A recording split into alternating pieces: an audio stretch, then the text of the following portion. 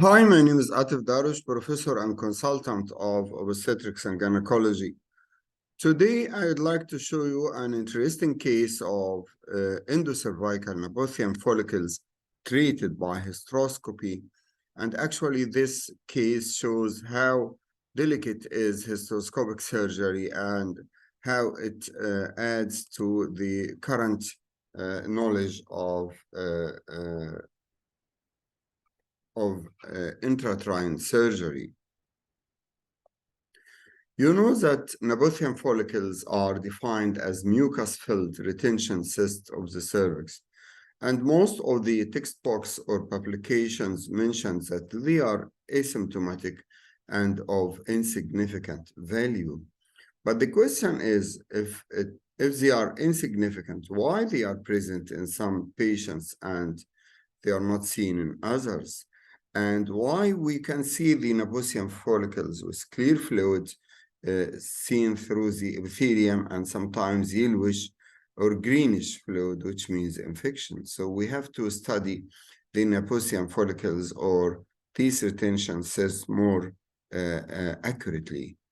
And here you can see that the Nabothian follicles may be associated with chronic cervicitis in some studies and may be associated with dyspareunia.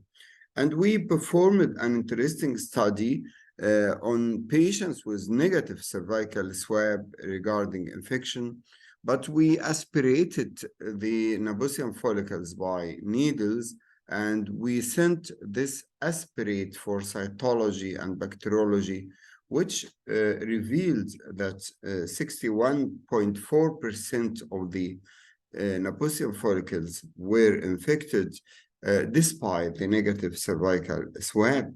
So we have to take care of the Nabothian follicles in our patients, particularly those who are symptomatizing by pelvic pain, by chronic cervicitis, dyspareunia, or even infertility. In this picture, also in another publication by our team, you can see that there is an anterior cervical and posterior cervical Nabothian follicle, and the size of these follicles is very big, that may lead to occlusion of the endocervical canal, in addition to the bacterial infection, which have some spermotoxic effect on the sperms. Also, some patients with chronic pelvic pain were shown to have Nabothian follicles, and this has been seen in many publications and many review of literatures. Some studies reported urinary symptoms of the Nabothian follicles, and retention of urine has been reported in some patients.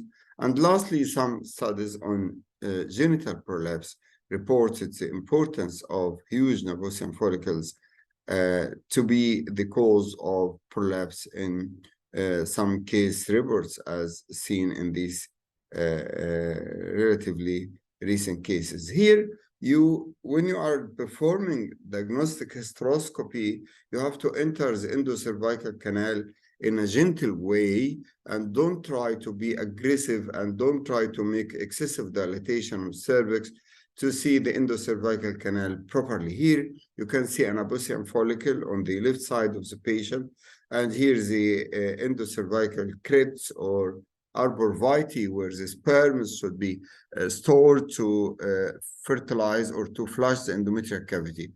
And then here, when you start to reach the endometrial cavity, some blood clots start, and you have to perform endocervical operations prior to endometrial surgery, because endometrial surgery is associated with bleeding, and the bleeding will hinder the view. So you have to start by endocervical surgery, and you introduce microscissors in the operative channel of the office hysteroscopy to cut the mucosa over the cyst, and here the cyst is seen, distended with fluid. It looks to be clear, but the endocervical cyst, as I told you, may be a cause of infertility, pain, or dyspareunia, so we have to cut it. And now the cyst has been opened and the mucus comes out. You can see it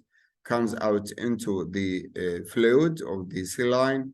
So this cyst has been punctured and opened by hysteroscopy. Without this tool, we cannot access the cyst because we cannot see the endocervical canal. Blind techniques like curettage, endocervical curettage or so are associated with adhesions. This Nabothian cyst also in the same patient is seen, and you start to cut the mucosa and then cut the Nabothian cyst itself to open the cyst and to release its contents, which may be a cause of the infertility or infection or pelvic pain. So the hysteroscopy allows you to access the Nabothian follicles, provided proper visualization and take care that you are very near to the ectocervix, so leakage of fluid is expected. You have to be gentle and you have to be very precise and delicate. And now another Nabothian cyst or follicle in the same patient. These cysts are occluding or occupying the endocervical canal, and here fluid and secretion comes out from the cyst after its cutting.